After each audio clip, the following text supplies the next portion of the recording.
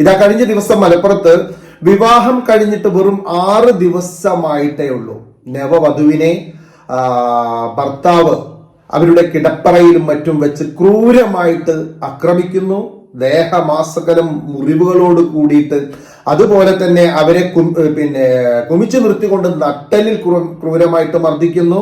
Mobile charge ചെയ്യുന്ന വയറെടുത്തുകൊണ്ട് ആ സ്ത്രീയെ ശക്തമായിട്ട് അടിക്കുന്നു. ഇങ്ങനെ പല രീതിയിൽ ക്രൂരമായിട്ടുള്ള മർദ്ദനങ്ങൾ ആ സ്ത്രീ സഹിച്ചുകൊണ്ടിരുന്നു. പലതവണ ആ വീട്ടുകാർ തന്നെ അവരെ ഹോസ്പിറ്റലിലേക്ക് കൊണ്ടുപോയി.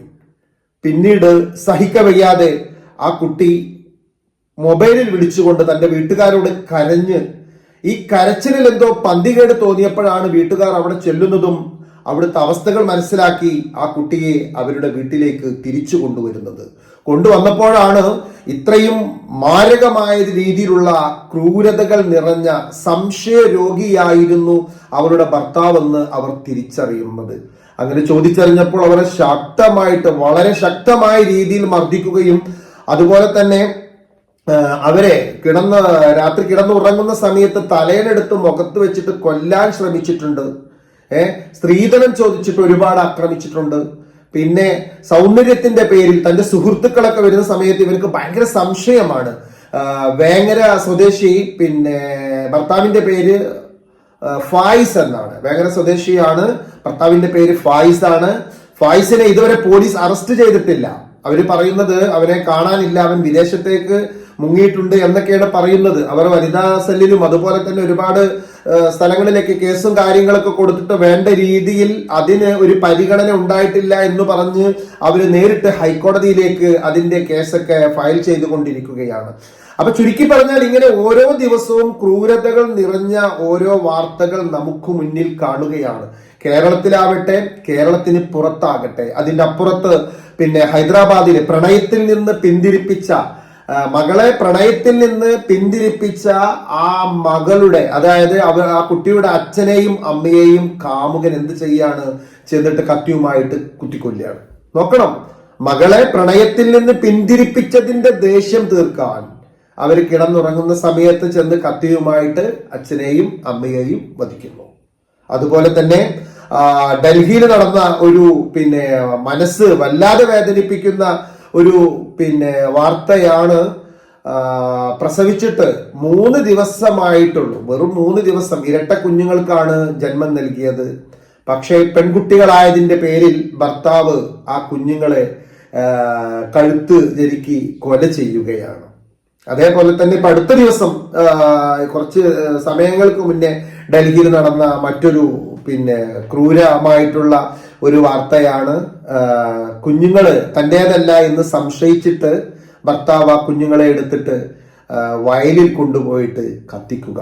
ചുരുക്കി പറഞ്ഞാൽ മനുഷ്യൻ മൃഗത്തിനേക്കാൾ അധപ്പതിച്ചുകൊണ്ട് വളരെ മോശമായ രീതിയിലേക്കാണ് പോകുന്നത്. നമ്മളെല്ലാവരും വളരെ സ്ട്രോങ് ആയിട്ട് ഇരിക്കുമ്പോൾ മാത്രമേ ഈ പീഡനങ്ങളിൽ നിന്നും അതല്ലെങ്കിൽ ഇത്ര അക്രമങ്ങളിൽ നിന്നും നമുക്ക് രക്ഷപ്പെടാൻ കഴിയുകയുള്ളൂ. ഇപ്പൊ ഈ മലപ്പുറത്ത് ഈ വേങ്ങര സ്വദേശിയായ ഈ ഫായിസിന്റെ അക്രമത്തിന് ഇരയായ പെൺകുട്ടി, എനിക്ക് പറയാനുള്ളത്, എന്ത് സംശയരോഗമാണെങ്കിലും വിവാഹം കഴിഞ്ഞ 6 ദിവസം നല്ല സ്നേഹത്തോട് കൂടിയിട്ട്, നല്ല പരിഗണനയോട് കൂടിയിട്ട് ആദ്യമുള്ള ആ ഒരു ദിവസങ്ങൾ അത്രയും ഓർമ്മയിൽ നിൽക്കുന്ന സന്തോഷമുള്ള ദിവസങ്ങളാണ്. ആ ദിവസങ്ങളിൽ ഈ രീതിയിൽ ക്രൂരമായിട്ടുള്ള ഒരു അക്രമമൊക്കെ ഉണ്ടാകുന്ന സമയത്ത് എന്ത് കണ്ടിട്ടാണ് ആ കുട്ടി ഇതെല്ലാം സഹിച്ചു നിൽക്കുന്നത്? പച്ചക്ക് പറയുകയാണെങ്കിൽ നല്ല അഭ്യാസമൊക്കെ പഠിച്ചിട്ട് അണ്ടകടാഹത്തിലേക്ക് നല്ല പെടറടക്കുന്ന സമയത്താണ് ഈ രീതിയിലുള്ള സംശയരോഗികളും അല്ലെങ്കിൽ ഈ രീതിയിലുള്ള ഈ നെറികെട്ട ജന്മങ്ങളൊക്കെ ഒതുക്കാൻ പറ്റുള്ളൂ. അതിനൊക്കെ ഇനിയുള്ള സഹോദരിമാര് നന്നായിട്ട് രംഗത്തിറങ്ങേണ്ടതുണ്ട്. കാരണം മനുഷ്യന്റെ നിലനിൽപ്പ് തന്നെ മാനസികമായിട്ട് ശാരീരികമായിട്ട് മനുഷ്യനാകെ ഡിസോർഡർ ആയിക്കൊണ്ടിരിക്കുകയാണ് പല രീതിയിലും. അങ്ങനെ ഒരു ബോധമില്ലാത്ത ലോകത്തിലൂടെയാണ് ഇന്ന് വലിയൊരു വിഭാഗം സഞ്ചരിച്ചു കൊണ്ടിരിക്കുന്നത്. അവിടെ നമ്മൾ വെട്ടാൻ വരുന്ന പോത്തിനോട് വേദമോതിയിട്ട് കാര്യമില്ല എന്ന് പറയുന്നത് പോലെ അവരെ ജസ്റ്റ് ഒന്ന് ഉപദേശിച്ചത് കൊണ്ടൊന്നും അവര് നന്നാകുമെന്ന് തോന്നുന്നില്ല.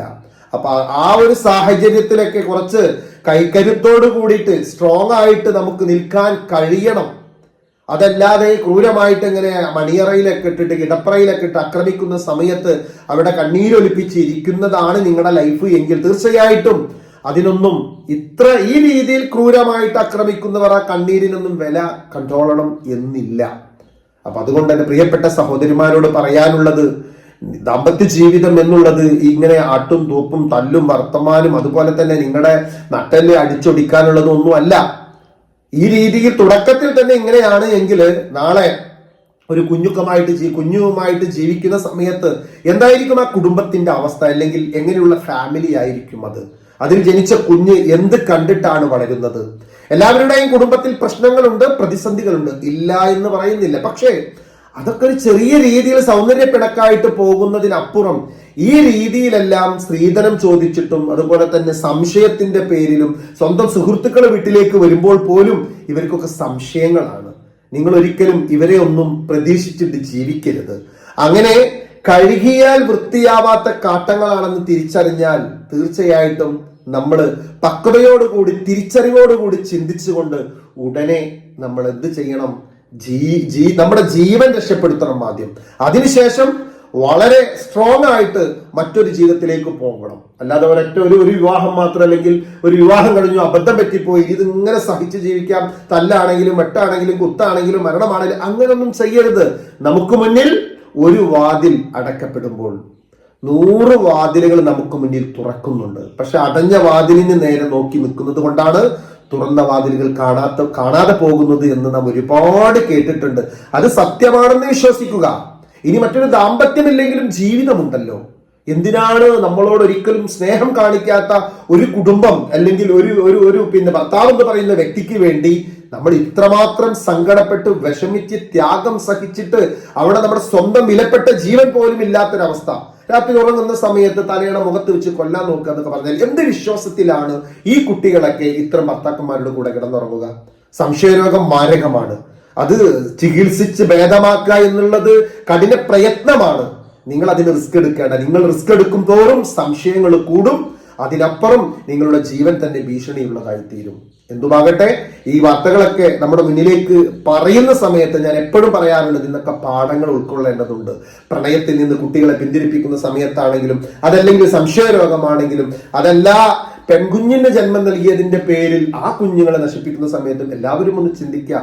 നമുക്ക് ആ കുഞ്ഞിനെ വേണ്ട എങ്കിൽ, ഞാൻ മുന്നൊരു വീഡിയോയിൽ പറഞ്ഞിരുന്നു, ആ കുഞ്ഞിനെ വേണ്ട എങ്കിൽ അതിനെ സ്വീകരിക്കാൻ പറ്റുന്ന സ്ഥാപനങ്ങളുണ്ട്, അവിടെ കൊടുത്താൽ മതി. അവിഹിത ബന്ധത്തിൽ പോലും പിറന്ന കുഞ്ഞുങ്ങളെ അമ്മ തൊട്ടിലിൽ കൊണ്ടുപോയിട്ടാൽ അവർ സ്വീകരിക്കും. ആരാണ് അമ്മ എന്ന് പോലും അന്വേഷിക്കില്ല. ഇനി അവിഹിത ബന്ധത്തിൽ ഗർഭിണികളായിരിക്കുന്ന സമയത്ത് അവർക്ക് അത് നാടിനും വീടിനും അല്ലെങ്കിൽ കുടുംബത്തിനും ചീത്തപ്പേരുണ്ടാകുന്നു എന്ന് അറിഞ്ഞാൽ ഇരു ചെവികൾ അറിയാതെ അത് പ്രസവിക്കുന്നത് വരെ നോക്കി ഒരു കുഴപ്പവുമില്ലാതെ ആ കുട്ടിനെ സ്വീകരിച്ചിട്ട് യാതൊരു പ്രശ്നവുമില്ലാതെ ആ കുട്ടികളെ അല്ലെങ്കിൽ ആ പെൺകുട്ടികളെ തന്റെ വീട്ടിലേക്ക് പറഞ്ഞയക്കുന്ന സിസ്റ്റങ്ങളൊക്കെ ഉണ്ട്. ഇങ്ങനെയൊക്കെ ചെയ്യണം എന്നല്ല, ഇതിനൊക്കെ സിസ്റ്റങ്ങൾ നമ്മുടെ നാട്ടിൽ ഉണ്ടാകുമ്പോൾ വെറുതെ നമ്മൾ കൊലയാളികളാവരുത്, അല്ലെങ്കിൽ നമ്മൾ ഒരിക്കലും നശിക്കരുത്. നമ്മുടെ കുടുംബത്തിന് ചീത്തപ്പേരുണ്ടാകുമെന്ന് വിചാരിച്ച് ഒരു തെറ്റിൽ നിന്ന് രക്ഷപ്പെടാൻ വേണ്ടി ശ്രമിക്കുമ്പോൾ വലിയ ചീത്തപ്പേരിലേക്കും അതുപോലുള്ള 10 തെറ്റുകളിലേക്കാണ് നമ്മൾ പോകുന്നത്. ഒന്ന് ശ്രദ്ധിക്കുക, നമ്മളൊരു തിരിച്ചറിവോടുകൂടി ജീവിക്കുക. ഒത്തിരി സ്നേഹത്തോടു കൂടി റസാഖ് നിസാമി.